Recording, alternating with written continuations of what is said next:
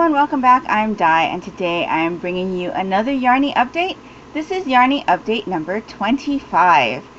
So it's been just a little bit since I talked to you last. You may have noticed that the sound was a bit different on that video, and that is actually because I had some issues with my audio recording device. So I actually record audio twice when I'm recording these videos. I use the camera audio, which is what you ended up hearing on the last Yarnie update, and then I also use a secondary device, which you might have heard me talk about the yarn getting caught up in my microphone in the last episode, and that recording didn't make it, obviously. My recording device malfunctioned. It actually tried to start up on its own, like something happened and it decided to restart itself, and it just couldn't restart. And I tried everything to get the audio recording off of the device before I factory rebooted it, and I just couldn't. There was no way. I did a ton of research and it just wasn't possible. Thankfully, I still had the camera audio, so it wasn't a scrapped episode, but oh, it was so stressful. But I think I figured out a way so that in case my device malfunctions again, I'm still able to go in and retrieve the audio bit, so hopefully that won't happen again in the future. But yeah, very, very stressful. But it looks like things are recording nicely for right now, so that is great. I do have a couple of finished items to share with you this time around. I also have works in progress as always, and then I have one acquisition to share with you at the end. So let's jump into currently stitching. So those are my works in progress. We'll just start right off the bat here in my Christmas bag from Pineapple Yarn. You will know that I have been housing my Christmas yarn socks in this bag. I am still behind. I should have had the July pair finished already, but unfortunately the July pair is in this bag. So I have obviously finished my June pair of socks, which you will see in my finished items section, but I immediately cast on my July pair, still in July, mind you. So even though it should have been done in the month, at least I got it started in the end. And these are going to be my Yeti goes to the North Pole socks.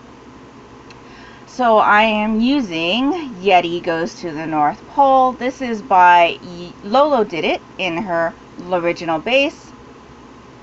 And it is her Yeti like color, which is this grayish brown. And it has the like primary colors, yellow, blue, and red. And then there's also some green in there. So this one is really fun. I am also using, for contrast, her Narnia color. So this is Narnia in the original base as well. And so I thought that having the two would pair nicely. I really love this Narnia color. But the sock that I decided to do was the Reindeer Hooves pattern, which is by Christy Houghton from Yarn Cafe Creations, and I believe it's a free pattern now, but she had come up with this pattern I think a couple Christmases ago, and so I literally only have this much. So you can see that there's some twisted stitches as well as some regular stockinette. What you can't see is that this pattern also has some slip stitches. So the way it goes, you're basically creating this reindeer hooves pattern in 2 rows. So you're doing half of the hoof on one row, slipping the two that you're not doing, and then doing the second half of the hoop in the second row. So this pattern, stitch pattern, is rather tight because you're slipping and crossing stitches, and so she does recommend that you do go up 1 needle size and that you not knit as tight. So you can see here down at the bottom that this first row right here is very, very tight, and let me tell you, it was a struggle trying to get that row done. I was fighting with the yarn. It was so tight, and that was 3 rows in to the pattern. So I had already done my cuff in a 2.25 millimeter, which is the normal size that I do my socks, and then I switched to a 2.5 millimeter for the Yeti Goes to the North Pole colorway, and I still had a lot of trouble. So what I ended up doing on the next 2 rows, because you can see that those rows are a lot looser, is I had knit Continental, which I've been doing a lot lately, but I just gave a lot more lead to the yarn that I am feeding into the needles. So normally what I do is I try to keep my yarn real close to the needle so that my tension is not so loose, but in this case, because of this stitch design, I have to give it quite a bit of lead. So normally when I am knitting, I'll keep my finger real close to the needle and then the yarn will come over this way. But for this one, I actually keep it about like here, so like an inch and a half away, so it has all of this play to make the looseness in the design. You can kind of see through the fabric, and I'm still not sure about this design, especially for this yarn, because I feel like I'm losing a lot of the color. Like, I can see the colors come through, but I feel like I see them more inside. So I don't know. I asked my daughter about it, and she says that she thinks it looks fine and that I should just continue with how it is. So I may just do that. This has been a pattern that I have wanted to try for a while, and I thought because this is Yeti Goes to the North Pole, reindeer hooves is just so appropriate. And yeah, so I am not doing these crosses with a cable needle at all. I am just doing it the way that it is written in the pattern, and I'm finding it to be pretty easy to do those cross stitches. And in fact, I had done those same crosses in my previous Christmas socks, which is the Yeti Goes to Whoville socks, which you will see in my finished object section. But yeah, I am still on the fence about how this is looking, but I will continue with how this is going. And I do like the contrast between the Yeti Goes to the North Pole versus the Narnia, but I knew I was going to like this anyway because the Narnia color is just so gorgeous. So those are my Yeti Goes to the North Pole socks. And then let me put this away, and I will be back with you to show you my next item. So next up, I will show you what is in my Muppets bag from Utterly Adorable Knits. And in this bag, it is my Yeti Goes to Jurassic Park V-back tee. The V-back tee pattern is by Jamie Hoffman, and so there's a lot of Lolo Did It yarn in this section, just so you know. I am still participating in her Hippo for the Holidays cowl, and in that cowl you can do Yeti colorways as well. And so I have just been doing lots of Yetis because I actually have more Yetis than I do hippos. But anyway, back to this project.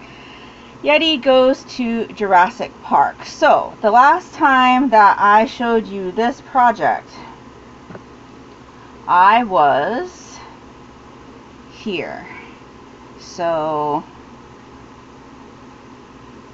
you can see this pumpkin stitch marker that was part of the Night Owl Fibers Halloween mystery yarn club that she had last year. So we got 3 skeins of Halloween inspired colorways from her, one every month leading to Halloween, and this stitch marker was part of one of the packages, and so I just thought the color was appropriate. Plus it's getting closer and closer to that time of year, and I just was really attracted to it. So anyway, that is where I was the last time. So you can see I've done about the same amount this time.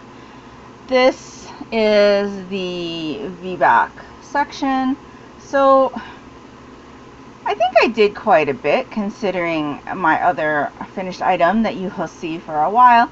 I actually think I'm going to be wearing this with the V in the front.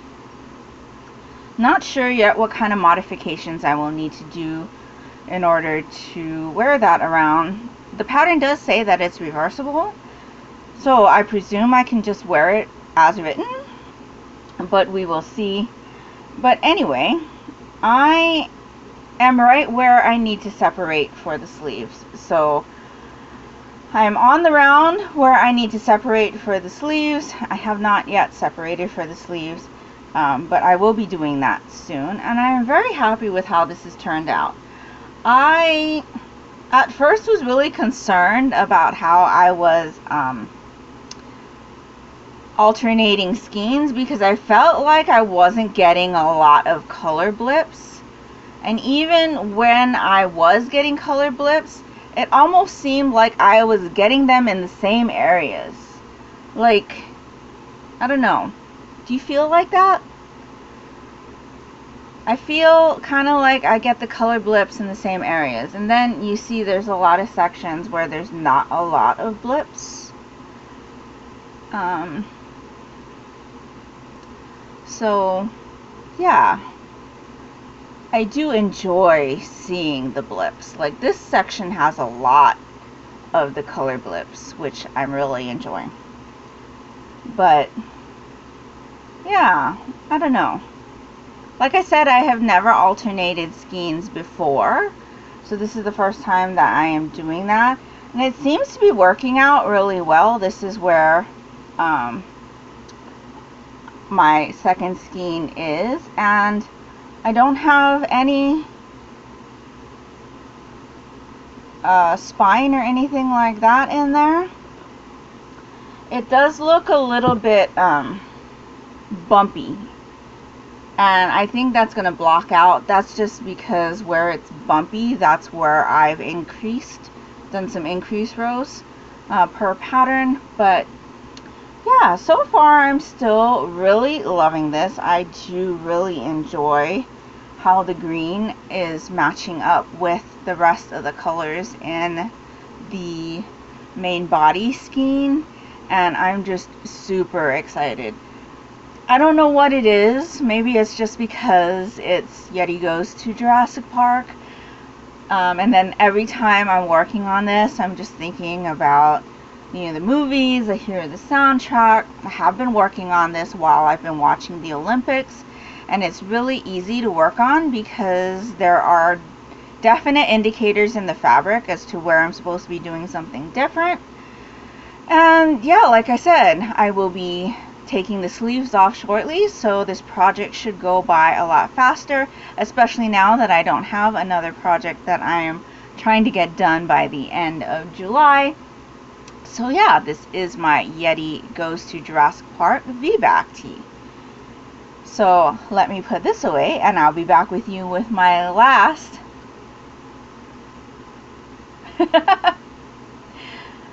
Work in progress. So my last work in progress is my sock week sock. This is just a scrap Hawaiian fabric bag that my mom made for me. And so this has the sock that I was working on for sock week, which was hosted by Nitty Natty. And I decided to try to create a design of my own, and it didn't come out as great as I had thought in my head, but I'm still very happy with it. So this one, I only have the one sock because that was all that was needed for the sock week participation. I was doing this sock in the Tipsy Shark by Yarn Cafe Creations. And then for the accents, I have Lolo did its, I believe it's plush sock in the Anduin colorway. Let me just see if I can check that real fast. Yes, that's plush sock in the Anduin colorway. So that's Lord of the Rings inspired. And so the sock that I ended up with at the end of sock week was this one. So this is my Sharks in the Water sock, and if I get real close you might be able to see the shark fins that I have up here. So I have a shark fin here, and then the patterned portion of the sock is supposed to look like waves in the water. You can't really see it very well because of the variegation in the yarn, but I'm still happy with how it turned out, and I'm going to put it on a sock blocker for you right now so it's a little bit easier to see. So it looks like this. So I did a slip stitch heel, just a regular old slip stitch heel, and then I did my lightning toe. So this is a toe design that I came up with, and I'm very happy with how this turned out. So I ended up doing this on two 2.5 millimeter needles. It's not a technique that I had tried before, and you can kind of see that in the leg here it is a little bit baggy, but the sock still fits me fine, and it doesn't show the bagginess when it's on my foot. But like I said, I ended up doing it on two 2.5 millimeter needles, and you can see that I have this like jog right here on both sides, and that is where the two needles kind of met. And while I wasn't really comfortable with how working the two needles was, after a while I did finally get used to it, but there were definite times where I picked up the wrong needle, and then, you know, I was working away and then got to the end and then one of the needles would fall off. Thankfully, because my needles were 24 inches, it was long enough to do like the magic loop, kind of, to hold the sock on. But yeah, I did that about 4 or 5 times and accidentally picked up the wrong needle. I'm not sure that I enjoy this technique. One, because of how these sections came out with, I don't know how to tighten that up. Like, I thought I was pulling the second and third stitches. In fact, you can see that right here, they are really tight on these sides, and it just wouldn't close this. So I'm not sure how to fix that. Even on this side, you can see the two here and the two here are really tight, but it just didn't make a difference with where the needles met.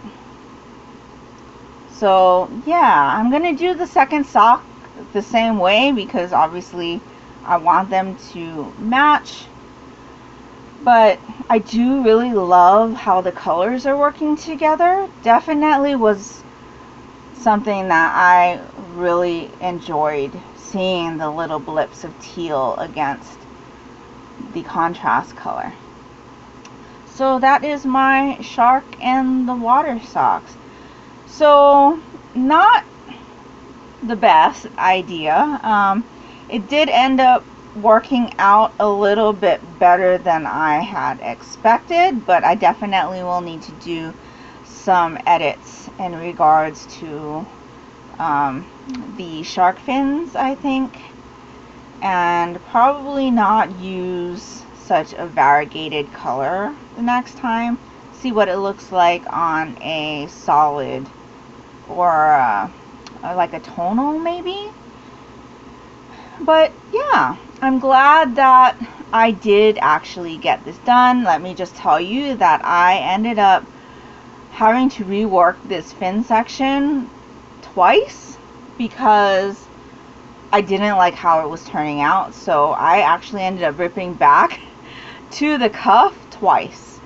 So I still was able to get this done during the week, and I got it done with just like 10 minutes to spare. So I used that 10 minutes to weave in all of the ends, and I called it good. I have not started the second sock, just so you know, because I was working away at a deadline for one of my finished objects. So let me put this away and we'll get into no stitches required, which is my finished object section.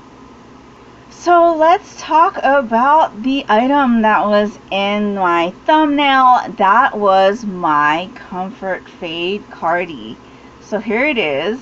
I don't have enough room to show it to you in its full glory, and it is over 100 degrees today where I am, so I will not be putting this on.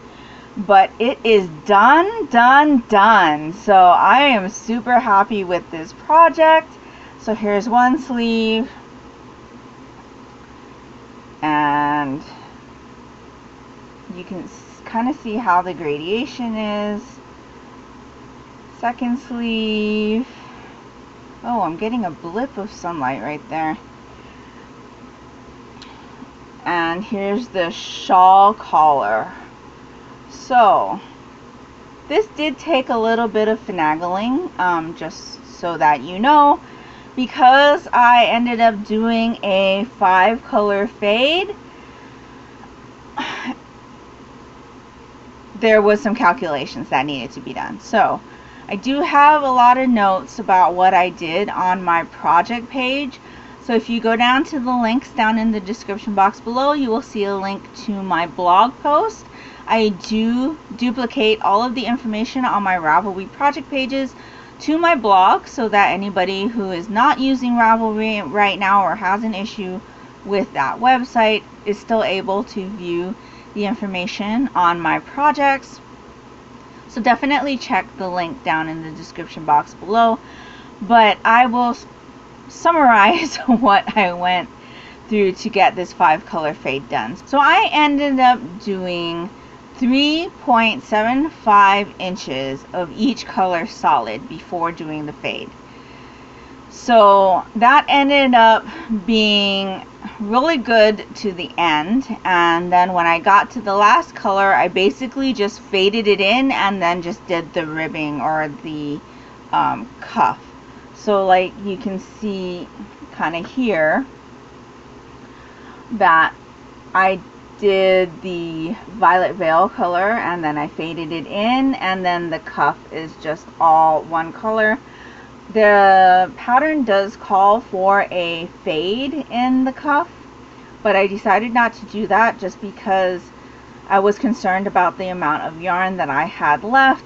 Plus, because I had used so little of the Murder in the Vicarage color, or Murder at the Vicarage color, I wanted to use as much as I could because I didn't feel like it was getting enough of a spotlight in this garment. But I'm very happy with how I faded everything in. And then when I went to do the shawl collar, I ended up having a different number of stitches picked up than what the pattern called for. So I was short about 40 stitches. And I think that's just because when I was doing the flat knitting, so knit 1 row, purl 1 row, I was slipping the edge stitches so that would be easier for me to pick them up when I did the shawl collar. And I don't think that you were supposed to have done that. It never really said how to do the ends, so I just did them how I always do them. And so whenever I'm doing flat knitting, I always slip the stitch before I start working the row, just because I find it so much easier to pick them up if they needed to be picked up. And I think that's probably what caused me to have 40 left stitches, because my length of the garment is exactly to pattern. So I'm not sure where that went wrong. But anyway, because I was short a number of stitches around this neck part down the front, I had to kind of finagle where the shawl collar increases were going to be. And so thankfully my cast on edge, which is this area that's like right here, was the exact number of stitches that it should have been. So that helped me out a lot, because I was able to figure out where to start the increases here, and then I just subtracted this amount from the number of stitches down the front, and just worried about my stitch count for the shawl collar portion, so where I was increasing out. And because my counts were off, every color that I added in, I had to put stitch markers when I had finished doing the increase rows for the short rows for the shawl collar. So like when I was done with the first color, I would put 2 stitch markers on each side so that I knew where to start the next short row section when I got to it. I am not sure that that's the way it should have been done, but it looks alright to me. I did try to research a lot of other people's project pages for project notes and things like that, but I couldn't find very many people who had notes about that, especially not people who had different stitch counts when they were finished with their project. So I just did what I thought needed to be done. I mean, it looks okay. I mean, you can kind of see how it is. It lays like how I think it should lay. I mean, like this. I mean, it is supposed to be a pretty thick shawl collar. And then you can see here in the front how it kind of tapers off. I'm really not sure about how this is supposed to be, but it is what it is. I mean, it looks fine to me. And then for the just plain knit rows, because during the fade I ended up cutting a couple rows out from these sections, just because I had 5 colors and I wanted to use them all. So I cut rows from in here, and I also cut rows in here to accommodate having that 5th color. So like I said, all of the notes that I have are in my project pages, either on Ravelry or on my blog, whichever one you'd like to look at, but the link below is to my blog. I will put a picture here so that you can see what the entire thing looks like, since I can't wear it or put my mannequin up. But I'll show you how much yarn I ended up having left. So of the Aloft, which was the mohair silk I had this much, which is 5 grams worth, and each of these balls are 25 grams. So I use like 3/4 of the ball. I do still have lots of mohair left, so I miscalculated that, but that's okay because I am thinking about another project to use that for a Christmas present for someone. So I have that left. And then Murder at the Vicarage, I have this much left. So that's actually quite a bit. I think I can probably get a full pair of shorty socks done for my daughter in that. Violet Veil, I had this much left. So just this little nugget. I was really starting to sweat when I was doing the shawl collar section for that, because I was like, I think I'm gonna run out of yarn. Thankfully I didn't. My calculations on how I finagled the 5-color fade in the shawl collar worked out well, so thankfully I ended up having yarn left over. This is how much I had left of Cherry Blossom from Lolo Did It. Did I forget to tell you who the other two were from? Yes, I did. So Aloft is from Knit Picks. Murder at the Vicarage is from the Bakery Bears yarn. Kay Jones had dyed yarn before, and she's no longer dyeing, but that was one of her patron-only colorways.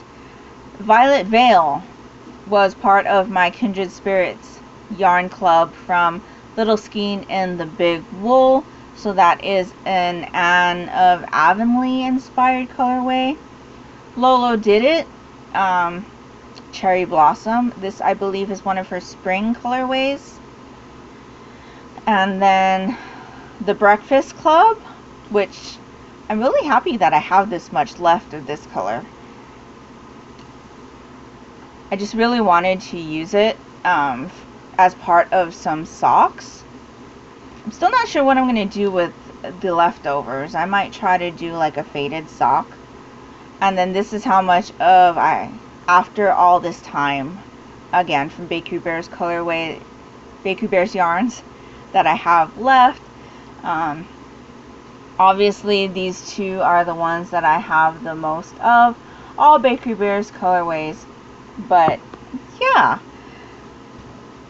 that is what I have left, and so I'm very happy with how my Comfort Fade Cardi worked out. I did enter that in the Happy Knit cardigan mal, and I was able to finish it in time and post my finished object to the finish line thread, so that is wonderful.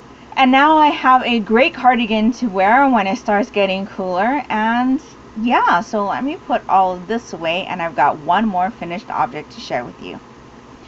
Okay, so I have one last finished object to share with you, and those are my June pair of Christmas socks.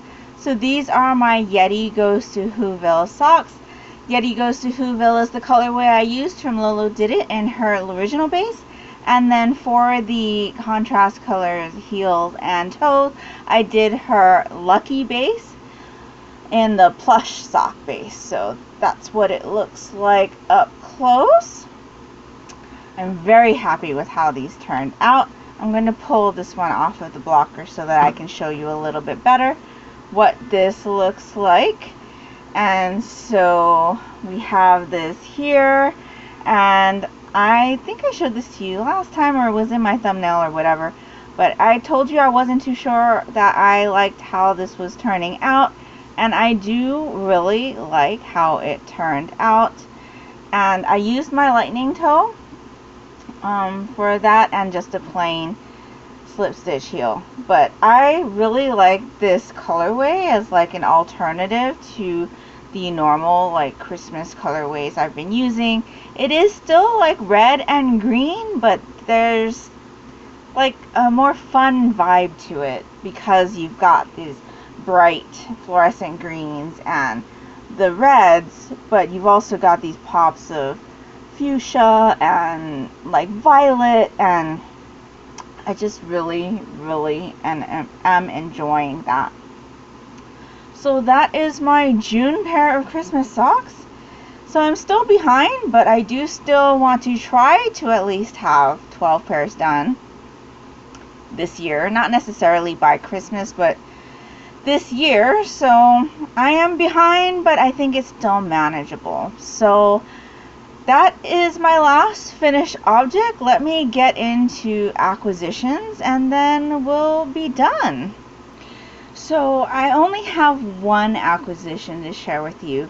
I normally have at least the anime yarn club from Hawaii Bazaar, but I haven't enjoyed the themes that she's made her yarn clubs out of for the last couple months. And so I'm waiting until her August colorway comes out to see if that's something that I'm going to be interested in purchasing, but I don't have that just yet. I do have a couple of skeins that are on their way to me, so you will see those in the next Yarnie update. But this skein that I have right here is one that I had gotten before the last Yarnie update, and I just forgot to show you. So I won this skein from Night Owl Fibers. They were doing a Mother's Day giveaway, and that shows you how long I have forgotten to show it to you. But I had entered their Mother's Day giveaway and I had won this skein, so I was super excited. And it is totally my colors. I mean, really, so excited. This is a skein from Cherry Pie Cottage. So if you can see that, I don't think my camera focuses, but it's Cherry Pie Cottage in her Fingering 100 base, which is 100% superwash merino, 490 yards, 100 grams. And the colorway is Rainstorms. And so I'm definitely going to be looking for some kind of garment to put this in. I'm thinking that I'll probably try to put together a fade from skeins that I have in stash. I have a couple of skeins that I think this will work well with, and yeah, maybe I'll do like a summer t-shirt or something like that. Maybe a summer sorrel. That's been one that I've been looking at for a little bit, but yeah, I am so excited for this skein. It is very soft and squishy, and I am just so thankful to Rachel and her mom for sending me this lovely skein of yarn. So that is the only acquisition I have right now. Like I said, I do have a couple other skeins on the way, but they have not gotten here yet. And so I guess I'll get into a little bit of chit chat right now. And so if you're only here for the Yarnie content, that's all the Yarnie content there will be for this episode. Thanks for spending some time with me, and I hope to see you back in the next Yarnie update. But now for some chit chat. I have had some issues with my recording devices lately. Like I had mentioned to you at the beginning of the episode, I had a malfunction with my audio recording device on the last episode, and in this episode I've been having trouble with my battery. So I have two batteries for my camera. I had charged them both before I had filmed, and the other battery was like half full because I had used it to film something else yesterday. And so I had used whatever was left of that battery and then popped in the other battery, which should have been full, but was only at 1 bar when I popped it into the camera. So I had trouble charging that battery the other day, and it doesn't seem to be holding a charge. So I'm not quite sure what it is. I mean, the camera is only a couple months old. I think I got it in late February, early March. I think it was late February more than likely. But yeah, I'm not quite sure, but the battery just wouldn't hold a charge. And so through the magic of editing, I was able to put together the two videos that I had filmed for this episode. But yeah, electronics and I aren't getting along too well lately. I have been on vacation for this last week, so that has been great, which is also why I was able to finish my Comfort Fade Cardi. I've really just been working on knitting projects and watching the Olympics. Just trying to get my stress level down because it has been rather high. I've noticed that my body has not been enjoying my stress level being high. There have been some indicators that I really need to be a bit careful with how high I let my stress level go. So this week has been all about getting that stress level down, just enjoying the Olympics and my knitting projects. I do have one more week off, which is lovely. So yeah, still working on that stress level. I've still been battling some hand pain. There have been a couple days where I haven't been able to knit, especially after I had done those reindeer hooves socks. The very first day after I had started that project, I told you that the first row of that design was really hard for me and I was really fighting with the yarn. I had hurt a lot. I had noticed that night that my arm and my hand on my right hand side was hurting really bad, and it was because I was fighting with it and I shouldn't have done that, but it is what it is. And I took the day off after from knitting, so I didn't knit at all that day. I'm okay right now, but in my old age, I guess I have to be more careful. Other than that, I have been doing a bit of reading, still just finishing up my TBR for the month of July. And yeah, just dreaming about working on some other projects.